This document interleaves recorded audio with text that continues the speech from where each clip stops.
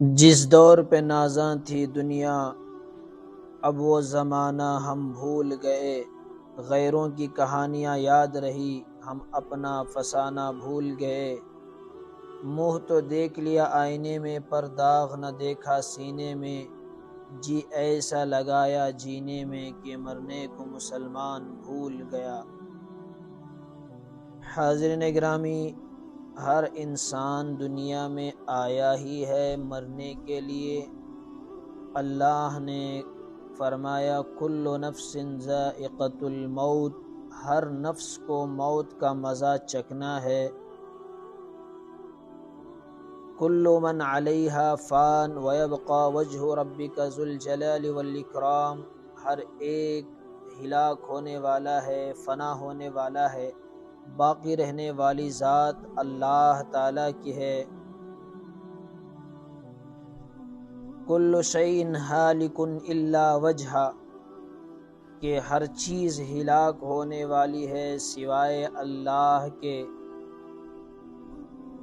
لیکن اللہ تعالیٰ کا احسان انسان پر بہت بڑا یہ ہے کہ ہر چیز اللہ تعالیٰ کے علاوہ فانی ہے۔ اللہ کی ذات یہ ہے، ہمیشہ سے ہے اللہ کی ذات اور ہمیشہ رہے گی، ابدی ہے، سرمدی ہے اللہ تعالیٰ کی ذات۔ لیکن اللہ تعالیٰ نے جتنے بھی اللہ کے علاوہ چیزیں بنایا، آپ دیکھیں جانور جتنے ہیں وہ کل نہیں تھے، آج ہیں، پھر کل ختم ہو جائیں گے۔ لیکن اللہ کی ذات پہلے بھی تھی، اب بھی ہے اور ہمیشہ رہے گی۔ اللہ تعالیٰ نے انسان کو، ہمیشہ سے تو نہیں ہے انسان، لیکن انسان پر، بنی آدم پر اللہ نے احسان کیا جو ہمیشہ رہے گا۔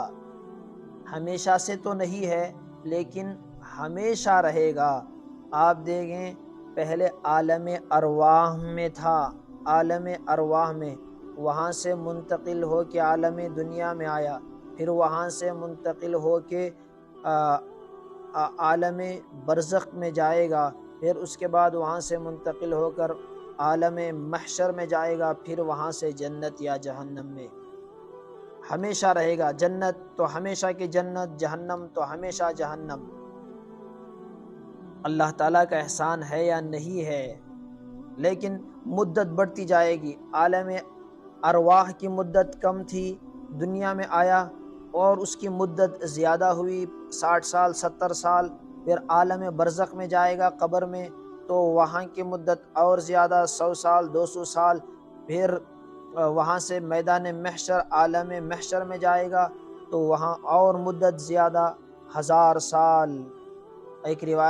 ایک آیت میں 1000 سال، الف سنۃ مما تعدون، اور دوسرے آیت میں 50,000 سنہ، 50,000 سال کا ایک دن۔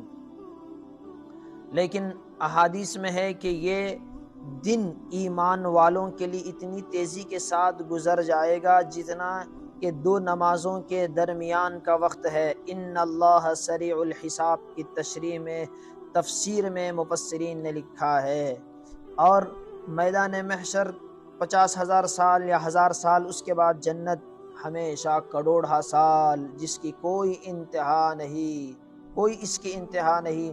اس کی مثال دی، ساری دنیا کو رائی کے دانوں سے بھر دیا جائے اور 10,000 کروڑ سال میں ایک دانہ اٹھا کر لائے تو وہ اس طرح سے دانے لاتے رہے، دانے سر جائیں گے، جنت کی زندگی ختم نہیں ہوگی۔ لیکن اللہ تبارک و تعالیٰ نے موت بنایا ہے، کیوں؟ موت کا معنی فنا ہو جانا، تباہ برباد ہو جانا نہیں ہے۔ اگر اللہ راضی ہے تو موت سے بہتر کوئی چیز نہیں، اور اللہ ناراض ہے تو موت سے بدترین چیز کوئی نہیں۔ من کان یرجو لقاء اللہ فإن اجل اللہ لآت، جو اللہ تعالیٰ کو مانتا ہے اور موت کو مانتا ہے، اللہ کی ملاقات کو یقین رکھتا ہے، تو اس کو چاہیے کہ اچھے اعمال کرے۔ من کان یرجو لقاء اللہ فإن اجل اللہ لآت۔ اور اللہ تعالیٰ نے موت کیوں رکھی؟ موسیٰ علیہ السلام نے کہا اے اللہ کتنا اچھا ہوتا کہ زندگی ہوتی موت نہ ہوتی۔ تو اللہ تعالیٰ نے فرمایا اے موسیٰ اگر زندگی ہوتی موت نہ ہوتی تو مجھ سے ملاقات کیسے ہوتی؟ کتنا بہترین جواب ہے۔ ہاں اللہ تعالیٰ نے فرمایا کل نفس ذائقۃ الموت ونبلوکم بالشر والخیر فتنہ والینا ترجعون، کہ ہم ہر ایک کو موت کا مزہ چکھنا ہے اور ہم اچھے بری چیزوں میں دنیا میں اس کو آزمائیں گے، وَإِلَيْنَا تُرْجَعُونَ پھر تم ہماری طرف لوٹ کر آؤ گے۔ كُلُّ نَفْسٍ ذَائِقَةُ الْمَوْتِ ثُمَّ إِلَيْنَا تُرْجَعُونَ، کہ ہر ایک نفس کو موت کا مزہ چکھنا ہے پھر تم ہماری طرف لوٹ کر آؤ گے، لوٹ کر آؤ گے، تم تباہ و برباد نہیں ہو جاؤ گے۔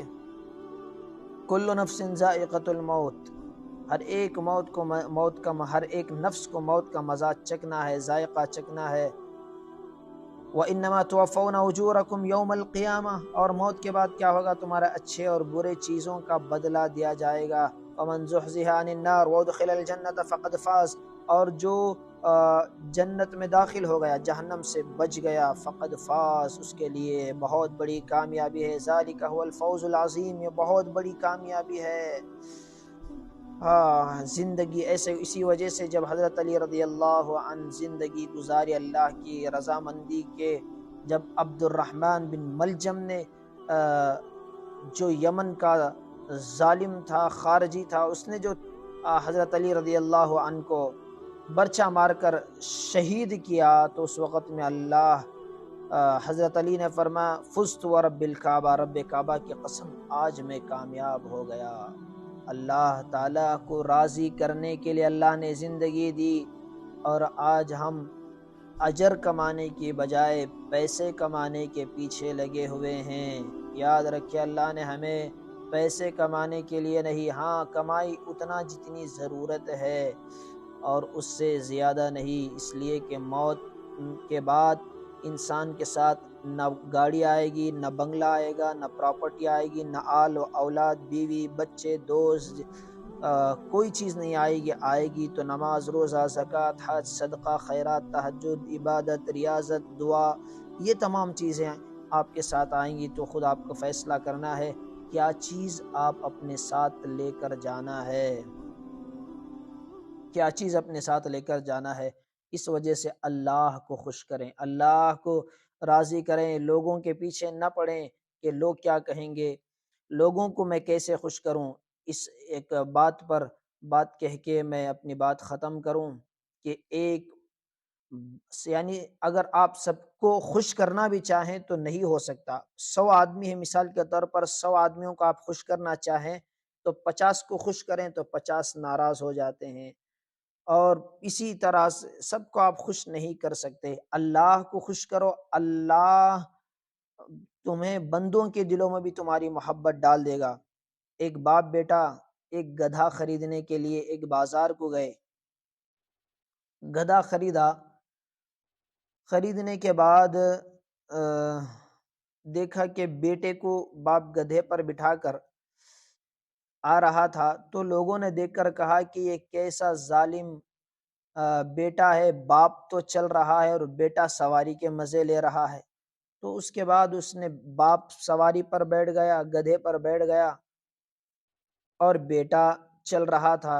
تو سامنے لوگوں نے دیکھا کہ کیسا ظالم باپ ہے کہ بیٹا تو چل رہا ہے اور باپ سواری کے مزے لے رہا ہے۔ تو انہوں نے کہا کہ چلو اب میں بیٹھا تب بھی اعتراض، بیٹا بیٹھا تب بھی اعتراض، دونوں بیٹھ گئے۔ سامنے جا رہے تھے تو دیکھا کہ یہ کیسے گدھے ہیں، ایک کمزور گدھے پر باپ بیٹے دونوں سوار ہو گئے ہیں۔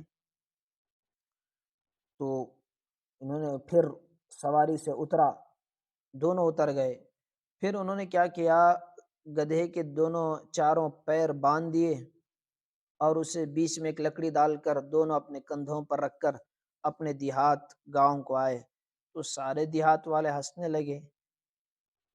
گدھا ہوتا ہے سواری کرنے کے لیے، گدھے پر بیٹھنے کے لیے کیسے گدھے ہیں، گدھا ان کے اوپر بیٹھ کر آ رہا ہے، اس لیے کہ اٹھا کر لا رہے تھے۔